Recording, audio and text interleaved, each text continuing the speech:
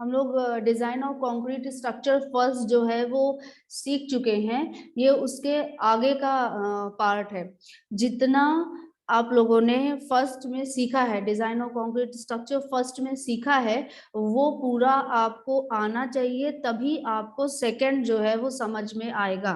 ठीक है, क्योंकि जो फर्स्ट था डिजाइन ऑफ कंक्रीट स्ट्रक्चर, जो फर्स्ट था उसमें आपको बेसिक्स सभी सिखाए जा चुके हैं, और अब आप लोग जस्ट एक स्ट्रक्चर को डिजाइन करना सीखेंगे। ठीक है, तो इस पूरा सब्जेक्ट में मैं आपको सिर्फ इतना बताऊंगी कि ये स्ट्रक्चर है, इसका लोड को बियर करने का तरीका कुछ ऐसा है, और इसमें इस जगह पर इतना इतना मोमेंट क्रिएट हो रहा है या शियर फोर्स इतना क्रिएट हो रहा है, किस जगह पर मैक्सिमम क्रिएट हो रहा है, बस वही आपका ना रिक्वायर्ड मोमेंट या फिर शियर फोर्स है, और उसके अकॉर्डिंग आपको रेनफोर्समेंट दे देना है उस पर्टिकुलर स्ट्रक्चर के लिए, या फिर आपको उसके लिए उतनी डेप्थ प्रोवाइड कर देनी है।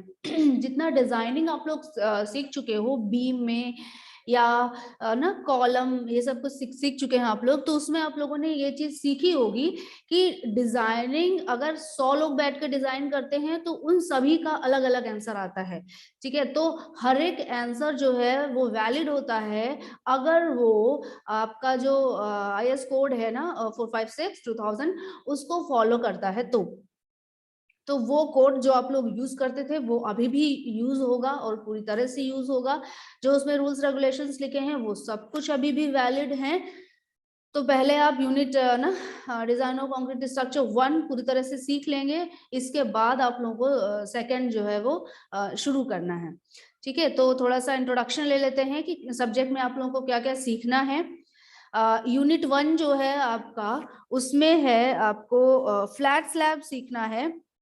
फ्लैट स्लैब क्या होती है, और विद एंड विदाउट ड्रॉप्स कैसे हम लोग फ्लैट स्लैब को ना क्लासिफाई करते हैं। दो तरीके हैं, और उसमें हम लोगों को ये देखना है कि कितने तरीके के स्ट्रेसेस उसमें प्रोड्यूस हो रहे हैं विद एंड विदाउट ड्रॉप में। ठीक है, ये हमें जानना है। तो अगर हमें ये पता है कि स्ट्रेसेस कौन कौन से प्रोड्यूस हो रहे हैं, तो उसके हिसाब से फिर हम लोग उनका डिजाइनिंग करते हैं। नेक्स्ट है आपको coefficient of design of flat slab देखना है। जब आप लोग फ्लैट स्लैब की डिजाइनिंग आप लोगों को मैं सिखाऊंगी, तब आप लोग ये देखेंगे कि जो फ्लैट स्लैब में जो मोमेंट हम लोग ना कैलकुलेट करते हैं, वो मोमेंट में मल्टीप्लाइड बाय समथिंग कोफिशिएंट एक किया जाता है। तो वो कोफिशिएंट हर एक तरीके के लिए कैसे कैसे हैं ये आपको सिखाया जाएगा। कैसे कैलकुलेट करते हैं वो कोफिशिएंट ना कैलकुलेट किया जाता है, तो वो कैसे कैलकुलेट किया जाता है ये आपको सिखाया जाएगा। रेनफोर्समेंट इन फ्लैट स्लैब, मतलब फ्लैट स्लैब की डिजाइनिंग पूरी आपको सिखाई जाएगी, जो कि डेफिनेटली IS कोड का यूज करके होगा। तो यूनिट 1 में आपको फ्लैट स्लैब सिखाया जाएगा। ये देखने में आपको लग रहा है ना कि 2-3 चीजें सीखनी है, लेकिन ऐसा नहीं है। करीब ना 3 से 4 डिजाइनिंग आपको सीखनी है।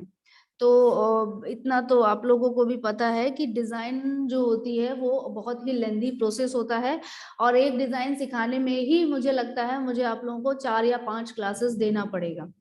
ठीक है, तो यहाँ पे आपको 4 या 5 डिजाइनिंग सीखनी है। लगातार बोलते हुए भी आपको 4-5 ना बोल डालूंगी, तब आपको लगेगा ना एक डिजाइनिंग पूरा हुआ। बहुत लेंदी बट बहुत इजी। ठीक है, ऐसा नहीं है कि ये सब्जेक्ट एक ना लेंदी है तो इजी नहीं है, इजी सब्जेक्ट्स में से एक है ये। यूनिट 2 में हमें जो सीखना है वो है बीम, वो भी कर्व्ड इन प्लान। ये नॉर्मल बीम नहीं है जो आप लोग सीख चुके हैं, ये कर्व्ड होगी, मतलब थोड़ा सा ना राउंड शेप की बीम होती है। और ये यूज कहाँ पर होती है, जहां आप लोगों ने जो टैंक देखा होगा, जो ओवरहेड टैंक होता है, जैसे कि वो नॉर्मल जो BR अम्बेडकर गर्ल्स हॉस्टल है, उसके जस्ट सामने एक बड़ी सी पानी की टंकी है।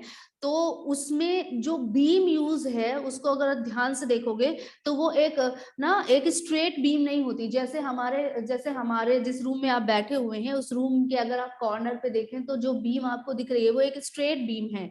लेकिन जो ओवरहेड टैंक में जो बीम्स यूज की जाती हैं वो एक कर्व्ड होती हैं, देखा होगा तो वो राउंड राउंड बीम होती है। ठीक है, तो वो बीम उसको एनालिसिस करना प्लस उसकी डिजाइनिंग दोनों आपको सीखनी है। फुटिंग्स सीखनी है आपको। फुटिंग्स का स्ट्रक्चरल बिहेवियर सीखना है, मींस लोड लगेगा तो किधर से बेंड होगा, किधर की साइड बेंड होगा, कितनी डिस्टेंस के बाद बेंड होगा, कहाँ पर मोमेंट ज्यादा होगा, कहाँ पर शियर फोर्स ज्यादा होगा। और इसके अलावा आपको डिजाइनिंग भी सीखनी है, ठीक है। और आप लोगों को पता है, ये तो चीजें मैंने ही बताई हैं कि फुटिंग्स भी बहुत तरीके की होती है, बहुत तरीके की इन द सेंस क्या कि ना आइसोलेटेड फुटिंग होती है, मतलब एक कॉलम के नीचे जो फुटिंग होगी, एक पर्टिकुलर कॉलम के लिए जो फुटिंग होगी वो आइसोलेटेड फुटिंग होगी। और अगर 2-3 कॉलम पास पास हैं तो उनके लिए जो होगी वो कंबाइंड फुटिंग होगी, मैट फुटिंग होती है ना। तो बहुत सारे तरीके की फुटिंग्स होती हैं, लेकिन हमें जो सीखना है, जिसकी डिजाइनिंग हमें सीखनी है, वो क्या है, for a wall means strip footing सीखनी है हमें, designing and a single column, एक सिंगल कॉलम के अंदर मतलब आइसोलेटेड फुटिंग सीखनी है, ठीक है। इसके अलावा हमें कंबाइंड फुटिंग सीखनी है, जिसमें से हमें 2 शेप सीखने हैं, एक रेक्टेंगुलर शेप सीखना है और दूसरा एक ट्रापेजॉइडल सीखना है, ठीक है। और नेक्स्ट जो हमें सीखना है वो है स्ट्रैप फुटिंग। स्ट्रैप फुटिंग तो मैं ना इन अभी 2 यूनिट मैंने आपको बताई, मैं इनका थोड़ा सा डिस्क्रिप्शन आपको ना सिखा देती हूँ। जैसे कि कर्व्ड इन प्लान, कर्व्ड इन प्लान जो हमारा जो होगा ना वो कुछ ऐसा दिखेगा। एक ओवरहेड टैंक मैं बना देती हूँ। ओवरहेड टैंक जो आपको दिखेगा वो कुछ ऐसा दिखेगा, ये इसका ऊपर का हिस्सा है, ये इसका ना नीचे का हिस्सा होगा, और इसको जब हम लोग कनेक्ट करेंगे तो ये एक ना एक ये कुछ एक ऐसा स्ट्रक्चर बन जाएगा जो आपको ना बेलनाकार स्ट्रक्चर आपको दिख रहा है। और फिर ये कुछ ऐसा ना, ऐसे अगर अंदर से दिखेगा तो ये ऐसा कुछ ऐसा डोम जैसा अंदर बनता है। ऊपर इसको ढकने के लिए ना एक कैप जो है वो ऐसा लगा होता है, मतलब ये क्लोज होता है, ओपन नहीं होता है, और अंदर से ऐसा खाली सा होता है ये। और फिर नीचे ऐसे कॉलम लगे होते हैं जो कि इनको सपोर्ट करते हैं, ऐसे कॉलम लगे होते हैं जितने जरूरी होते हैं डिजाइनिंग के अकॉर्डिंग। और इनमें फिर स्ट्रिप्स लगी होती हैं चढ़ने के लिए, किसी भी काम के लिए, ठीक है। राउंड राउंड भी हो सकती हैं, एक साइड से हो सकती हैं, लोहे की भी बनाई जाती हैं, वो अलग अलग तरीके का होता है। तो देखिए ये पार्ट जो आपको दिख रहा है ना, ये जो आपको ये जो बीम दिख रही है, ये जो राउंड सी जो बीम दिख रही है, ये है आपकी कर्व्ड बीम। तो यहाँ पर आपको 2 कर्व्ड बीम दिखी, एक ये कर्व्ड बीम दिखी और एक ये कर्व्ड बीम दिखी। तो इन बीम का डिजाइन कैसे किया जाता है ये आप लोग यूनिट 2 में सीखेंगे। और दूसरी चीज क्या थी, फुटिंग्स तो आप लोगों को पता ही है, मैं जस्ट ब्रश अप कर देती हूँ जल्दी से कि कैसा फुटिंग्स आप लोग सीखेंगे।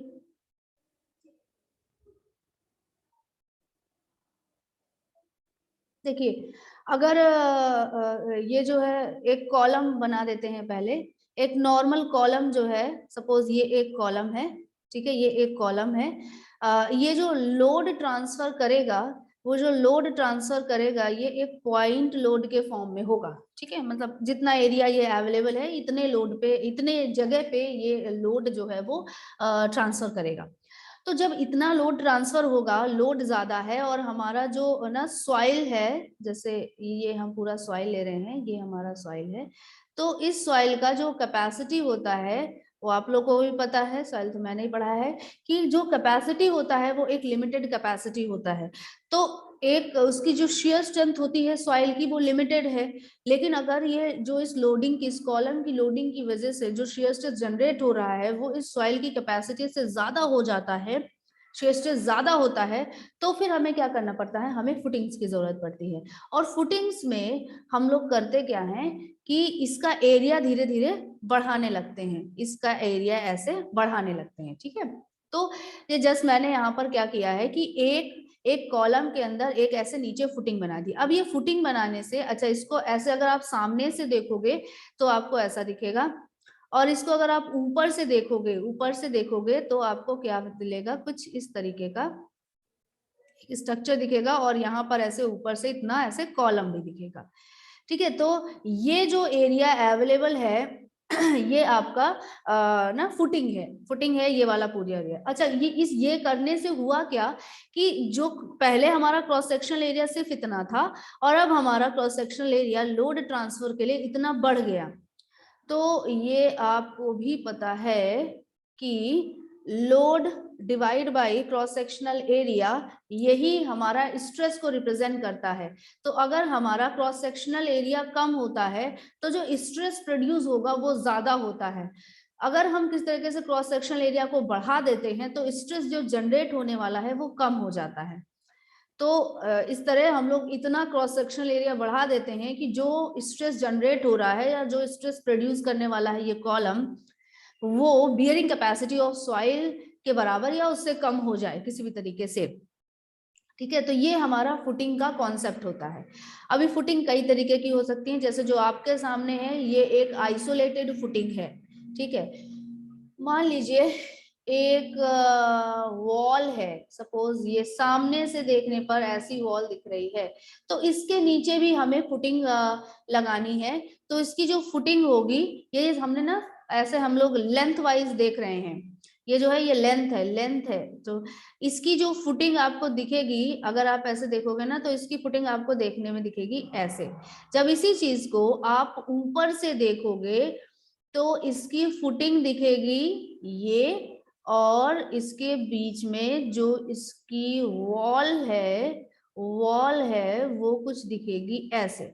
ठीक है, और जब यही चीज आप इधर साइड से ऐसे कट करके ऐसे सामने से देखोगे, इस चीज को मैं ना इसको कट कर देती हूँ। ठीक है, तो ये जब आप इसको यहाँ से सामने से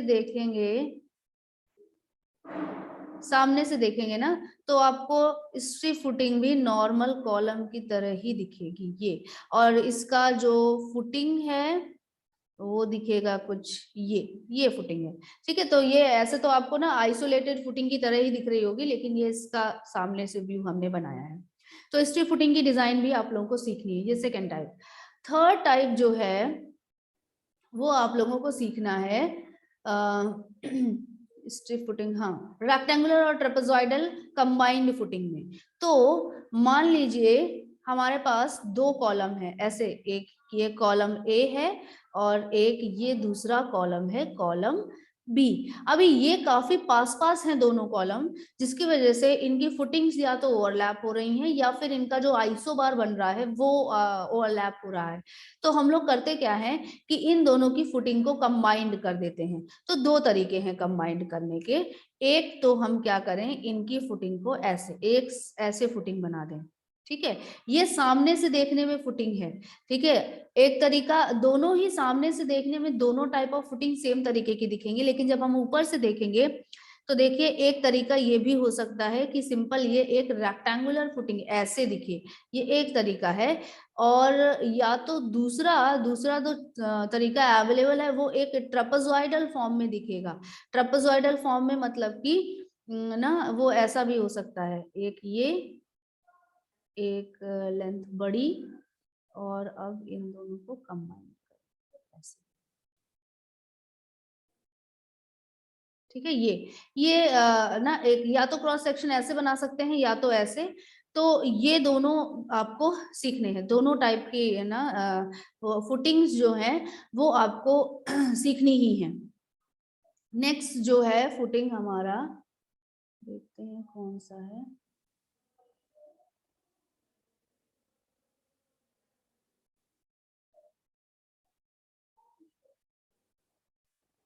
trapezoidal footing, design of strap footing. हाँ, स्ट्रैप फुटिंग देख लीजिए। स्ट्रैप फुटिंग एक थोड़ा सा नया चीज है, वैसा नहीं है, कुछ नया है जस्ट। ये देखिए स्ट्रैप फुटिंग क्या है कि जैसे दो कॉलम, एक मिनट, दो कॉलम है हमारे पास, दो कॉलम है, एक कॉलम है ये और दूसरा कॉलम है ये। इनका फुटिंग है, इनका अलग अलग अपना फुटिंग है। एक ये फुटिंग है और एक इसका फुटिंग है, ये फुटिंग है। ठीक है, दोनों सेम लेवल पे होगा, ये थोड़ा ऊपर नीचे बन गया है लेकिन दोनों सेम लेवल पे। है। तो अगर हम इन दोनों आइसोलेटेड फुटिंग्स को ऐसे ऊपर से ऐसे जोड़ दें, ऐसे जोड़ दें, तो ये कहलाता है हमारा स्ट्रैप फुटिंग। ठीक है, स्ट्रैप फुटिंग होता है ये, मतलब इनका अपना अलग अलग फुटिंग है, बस इन फुटिंग्स को आपस में जोड़ दिया गया है, तो ये कहलाता है स्ट्रैप फुटिंग। और इसकी भी डिजाइनिंग आपको सीखनी है। तो ये पूरी चीजें आपको यूनिट 2 में सीखनी है। यूनिट 1 का जरा देख लेते हैं।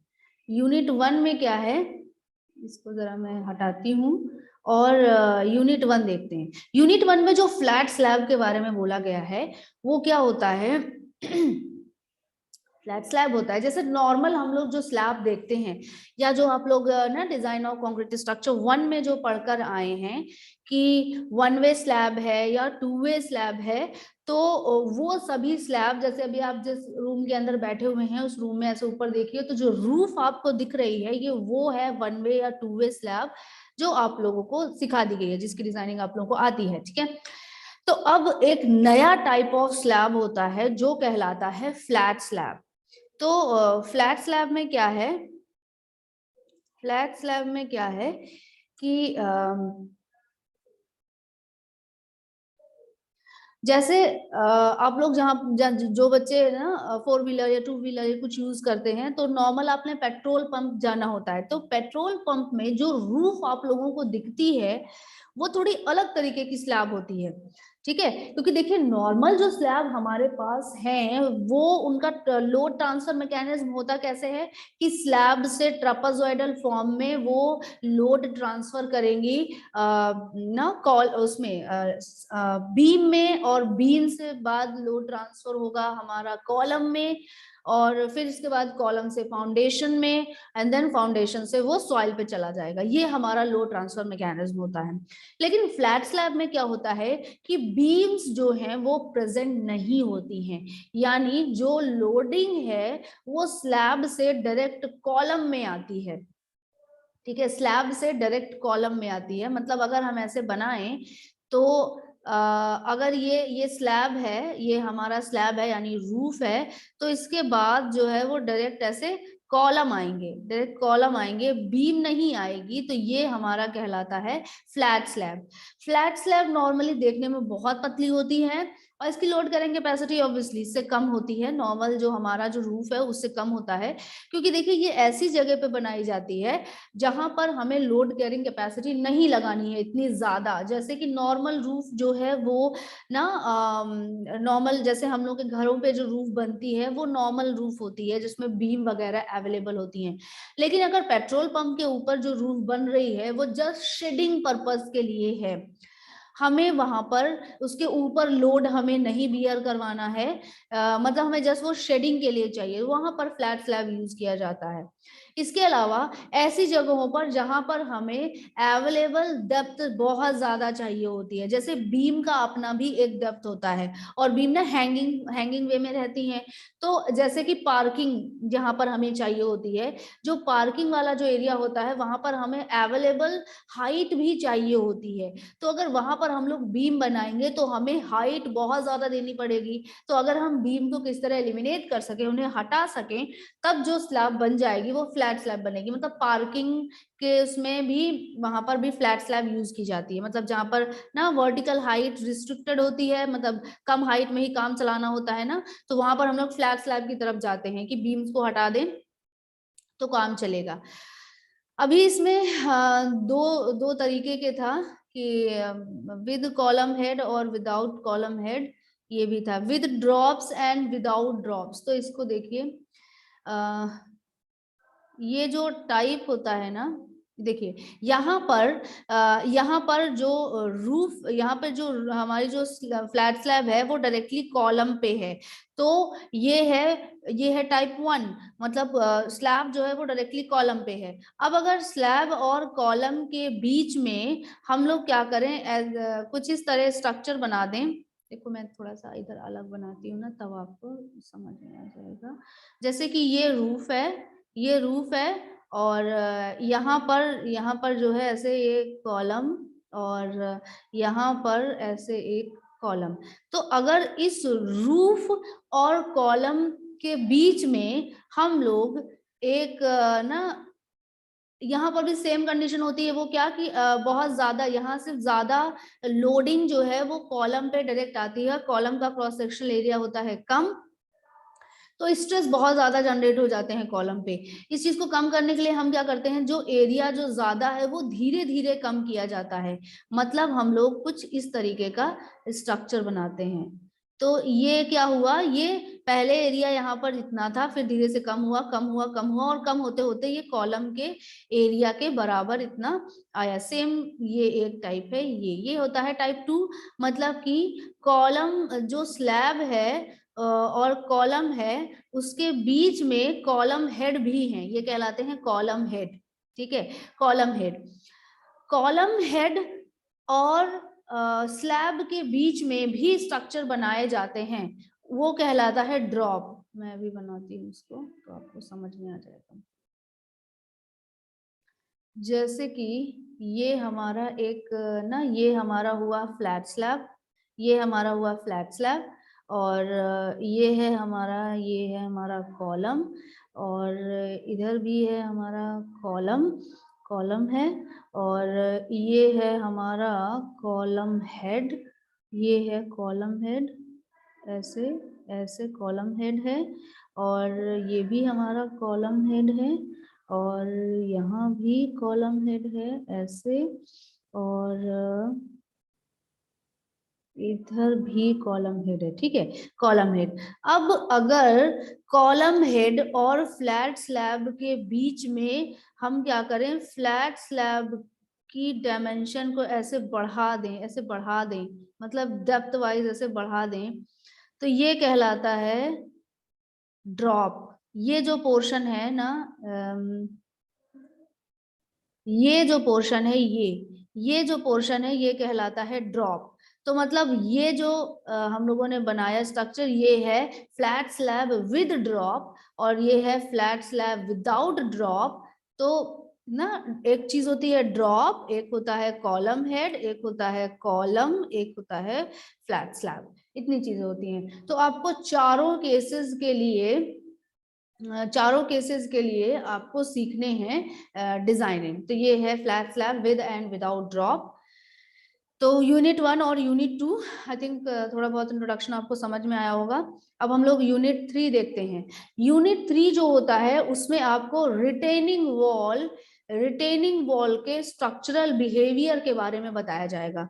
कुछ रिटेनिंग वॉल थोड़ा बहुत आप लोग ना सीख चुके हैं, बेसिक कॉन्सेप्ट तो आप लोग सीख ही चुके हैं, मैंने ही बताया है। उसमें क्या है, रिटेनिंग वॉल करती क्या है, एलिवेशन डिफरेंस को मेंटेन करने के काम आती है। मतलब अगर आपको एक आपको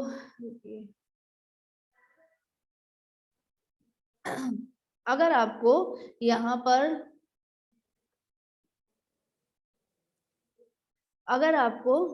पर एक ये लेवल मेंटेन करना है, ये एक लेवल मेंटेन करना है, और जस्ट इसके पास से यहाँ से ऐसे दूसरा लेवल मेंटेन करना है, ये ना लैंड लेवल मेंटेन करना है। तो ये काम हम लोग कर कैसे सकते हैं, यहाँ पर हमें कोई ना कोई एक स्ट्रक्चर लगाना पड़ेगा जो कि इस लैंड जो लैंड है इसके डिफरेंस को पूरा कवर करे। ठीक है, तो डिफरेंस मतलब एलिवेशन डिफरेंस को बनाए। तो इस चीज को करने के लिए जो स्ट्रक्चर यूज किए जाते हैं वो रिटेनिंग स्ट्रक्चर कहलाते हैं। अब ये रिटेनिंग स्ट्रक्चर के बहुत टाइप हो सकते हैं, जैसे कि जो मैंने आपके सामने बनाया है, तो भी एक पूरा स्ट्रक्चर नहीं बनाया है, ये जस्ट मैंने एक रिटेनिंग स्ट्रक्चर को शो, ये जो पार्ट है ये रिटेनिंग स्ट्रक्चर है, तो रिटेनिंग स्ट्रक्चर को शो करने के लिए जस्ट बना दिया है। रिटेनिंग स्ट्रक्चर के भी टाइप्स होते हैं, जैसे कि हम देखते हैं, जैसे कि हमें लेवल डिफरेंस सपोज इधर से ये एक लेवल चाहिए हमें, और दूसरा लेवल जो है वो एक इधर इतना ऐसे इतना ये प्रोड्यूस करना है। ठीक है, तो एक टाइप होता है gravity retaining wall. Gravity retaining wall क्या होता है, बहुत ही बल्कि स्ट्रक्चर होता है। वो क्या करता है कि खुद अपना वेट हम लोग इसमें इतना ज्यादा लगाते हैं, इतना मासिव स्ट्रक्चर बनता है ये, कि ये अपने वेट के थ्रू ही जो अर्थ प्रेशर जो जनरेट हो रहा है उसको बैलेंस करता है। और फिर हम लोग उससे ना ये एक रिटेनिंग वॉल आपके सामने है, ये कहलाता है, ये है ग्रेविटी रिटेनिंग वॉल। मतलब अपने वेट के थ्रू ही ये जो इधर से जो अर्थ प्रेशर आ रहा है, इसको, ये आपका एक्टिव अर्थ प्रेशर होगा, एक्टिव अर्थ प्रेशर जो इधर से आ रहा है उसको ये बैलेंस करेगा, इसको ऐसे ओवरटर्न नहीं होने देगा, तो ये कहलाता है ग्रेविटी रिटेनिंग वॉल। दूसरा रिटेनिंग वॉल है कैंटिलीवर रिटेनिंग वॉल। तो cantilever retaining wall, cantilever retaining wall जो है वो होता है ऐसा, ये जस्ट एक कैंटिलीवर है और ये इसका ये बेस है, और इधर साइड यहाँ पर ये एलिवेशन डिफरेंस क्रिएट करेगा, ये एक एलिवेशन इधर चाहिए ऐसा और दूसरा एलिवेशन इधर ऐसा चाहिए, मतलब ये डिफरेंस क्रिएट कर लेगा, ठीक है। तो ये कहलाता है हमारा कैंटिलीवर रिटेनिंग वॉल। अगर जरूरी नहीं है कि ये एक रेक्टेंगुलर पोर्शन भी हो, ये एक ट्रोपोजॉइडल पोर्शन भी हो सकता है, ठीक है। मैं जरा आप लोगों का अटेंडेंस ले लेती हूँ, फिर इसके बाद मैं कंटिन्यू करती हूँ।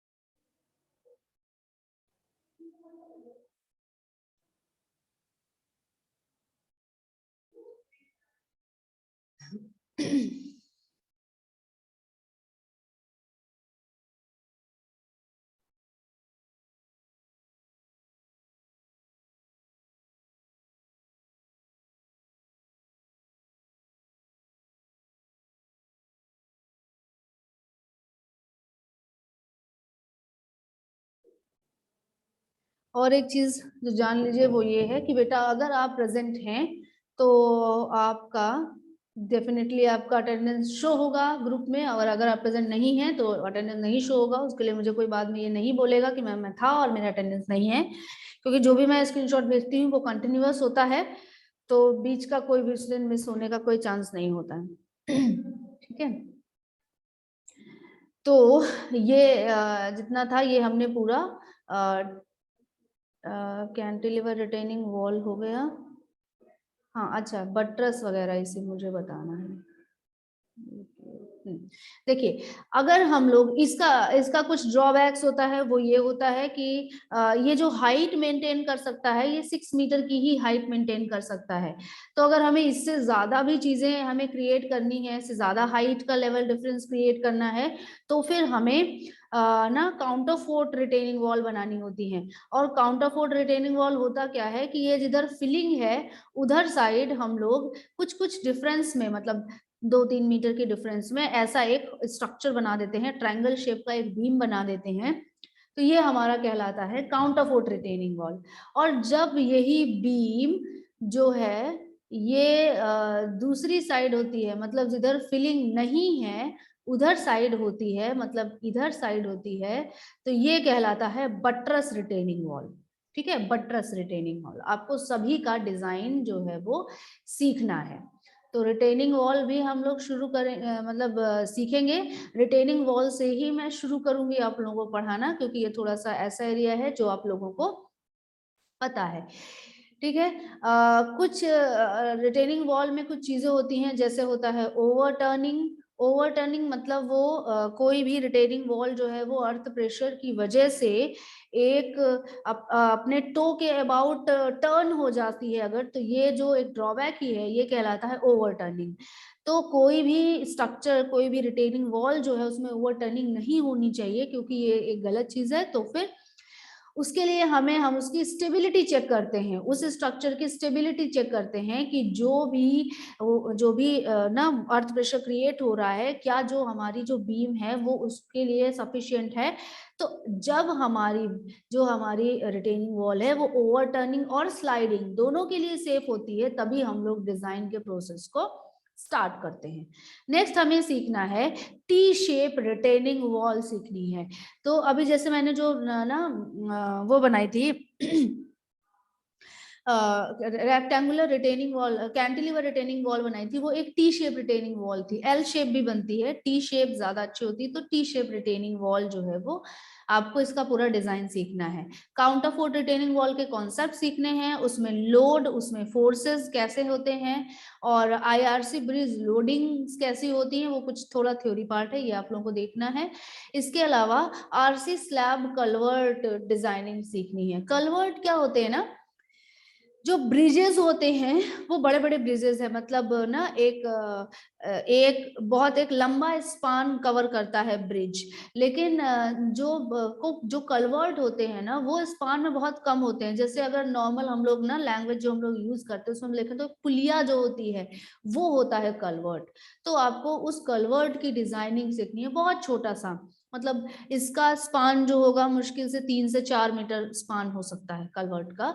तो पुलिया जो हम लोग डिजाइन करते हैं नॉर्मल, अभी तो इतना नहीं है, इतना ऑब्सलीट है, लेकिन इसका डिजाइनिंग आपको सीखना है। तो यूनिट 3 में आप लोगों को इतनी चीजें सीखनी है। मैं यूनिट 3 से ही स्टार्ट करूंगी। यूनिट 4 में आप लोगों को सीखना होगा टैंक्स के बारे में। टैंक बहुत तरीके के टैंक बन सकते हैं, वाटर टैंक्स जिसमें हम लोग वाटर को स्टोर कर सकते हैं। कुछ टैंक हमारे होते हैं जो ग्राउंड पे ही रेस्टेड होते हैं, ग्राउंड पे ही रखे होते हैं, वो भी आपको पूरा डिजाइन सीखना है। मतलब ऑन द ग्राउंड लिखा होगा कहीं ना कहीं, ये है ऑन द ग्राउंड के भी आपको सीखने हैं। अच्छा, टैंक की डिजाइनिंग में हम लोग वर्किंग स्ट्रेस मेथड यूज करते हैं, और इसके लिए जो कोड यूज किया जाता है वो ना IS 3370 होता है। तो वो हमारे पास हम लोग अलाउड नहीं होता है अपने क्लासरूम, मतलब एग्जामिनेशन हॉल में। तो जिसके जितने भी रूल्स वगैरह हैं वो आपको याद ही करने पड़ेंगे, ठीक है, वर्किंग स्ट्रेस मेथड से। बाकी सारा हम लोग लिमिट स्टेट मेथड से सीखेंगे, ठीक है। तो रेस्टिंग ऑन द ग्राउंड एक, और सर्कुलर क्रॉस सेक्शनल भी हो सकता है और रेक्टेंगुलर क्रॉस सेक्शनल भी हो सकता है, वो हर एक तरीके के लिए वैलिड है। इसके अलावा अंडरग्राउंड टैंक भी डिजाइन होते हैं, तो मतलब ग्राउंड के नीचे, तो उसमें उनके उनकी डिजाइनिंग में क्या डिफरेंस आने लगता है वो भी सीखना है। ओवरहेड टैंक भी डिजाइन होते हैं, मतलब एलिवेटेड वाले, जैसे जो पानी की टंकी जो हम लोग नॉर्मली देखते हैं, जो कि BR अम्बेडकर हॉस्टल के जस्ट सामने जो टंकी है वो है एक ओवरहेड टैंक है। अंडरग्राउंड टैंक में मेनली हमारे सीवेज टैंक आते हैं, सीवेज टैंक आते हैं, ठीक है, अंडरग्राउंड टैंक में। और इन द ग्राउंड टैंक में नॉर्मल ग्राउंड के ऊपर जो भी टैंक, जस्ट ग्राउंड से लगा हुआ जो टैंक हम लोग लगाते हैं वो है। तो यूनिट 4 का पूरा कोड के जो भी रूल्स रेगुलेशन है वो आपको याद करने पड़ेंगे, और वर्किंग स्ट्रेस मेथड से डिजाइन होगा। पांचवा जो हमारा यूनिट है वो है प्री स्ट्रेसिंग, आपको सीखनी है। प्री स्ट्रेसिंग के क्या एडवांटेज हैं, उनके मेथड्स क्या क्या हैं, लॉसेस कौन कौन से होते हैं प्री स्ट्रेसेस में, और सिंपल प्री स्ट्रेस्ड रेक्टेंगुलर और टी सेक्शन बीम का हमें एनालिसिस करना सिखाया जाएगा, ठीक है। टाइम देखो कम बचा है, वो कट हो जाएगा, तो इसमें परेशान नहीं होइएगा। तो देखिए प्री स्ट्रेसिंग क्या होती है कि अगर हम लोग क्या करते हैं, जो हम लोग ना आरसीसी स्ट्रक्चर बनाते हैं, उसमें जो हम लोग बीम्स बनाया हमने, मान लीजिए, तो उसमें जो हमने स्टील की जो बार्स हम लोग यूज करते हैं, वो हम लोग कैसे यूज करते हैं, पहले कास्टिंग के समय यूज करते हैं, ठीक है। तो और उनमें पहले से कोई स्ट्रेस जनरेट नहीं होता है। लेकिन अगर हम ऐसा स्ट्रक्चर बनाएं जिसमें हम लोग जो हम लोग बीम, जो हम लोग स्टील बार्स यूज करते हैं, उनमें पहले से ही कोई स्ट्रेसिंग दे दें, उन्हें स्ट्रेच करके किस तरह से कोई स्ट्रेसिंग दे दें, और फिर हम लोग कास्टिंग करें, तो वो प्री स्ट्रेसिंग कहलाता है। प्री स्ट्रेसिंग, अब हमने बहुत पहले से उसमें स्ट्रेस करके रख दिया, तो बाद में क्या होता है, उसमें लॉस होने लगते हैं। तो वो लॉस कौन कौन से हैं वो भी आपको सीखने हैं, और फिर एनालिसिस सीखना है, ठीक है। तो ये पूरा आपका ना कॉन्सेप्ट था। इसके लिए बुक अगर आपको लेनी है ना, तो AK जैन की बुक बहुत अच्छी होती है, जो मुझे सही लगती है। बाकी मुझे जो अच्छा समझ में आता है ना, वो ये है कि देखो बेटा, किसी भी बुक की जरूरत नहीं होती है, IS कोड सफिशिएंट होता है। आपको याद क्या करने होते हैं, स्टेप्स याद करने होते हैं मेनली, और वो आपको याद ही करने पड़ेंगे। तो जो मैं आपको दूंगी, तो बुक ऐसा अगर आप नहीं खरीदना चाहते तो ठीक है, अदरवाइज AK जैन की बुक जो है वो अच्छी है। बाकी शायद कुछ बुक आपने पहले से भी खरीद रखी होगी, तो वो भी अभी है। अब हम लोग ना रिटेनिंग वॉल स्टार्ट करेंगे पढ़ना, तो जो यूनिट जो